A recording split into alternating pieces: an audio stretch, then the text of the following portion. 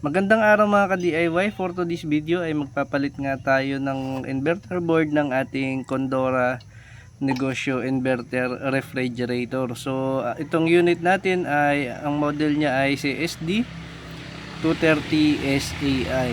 So problem nito mga ka-DIY ay nabasa ng tubig yung kanyang inverter board dahil tumabingi yung fan dun sa likod na nakatapat naman dun sa ating inverter board. Nagtingin nga tayo ng mga parts ng inverter sa online, sa Orange app, kaya lang wala pong mabibiling ganito. So yun, nagtanong tayo sa Facebook kung merong available na mga parts out na pyesa at meron naman pong nag-reply sa atin at pinagbentahan po tayo. So itong board po na ipapalit natin, ang halaga niya ay 2,700. So ito po ay second hand.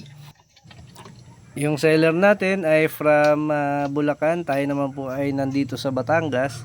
So via LBC na lamang po yung shipping. So yun nga, syempre tumawad tayo at yung shipping fee ay sinagot na po ng ating seller. So sa pyesa naman ay naka-COD po yung terms namin, and yun, legit naman po dumating yung ating parts.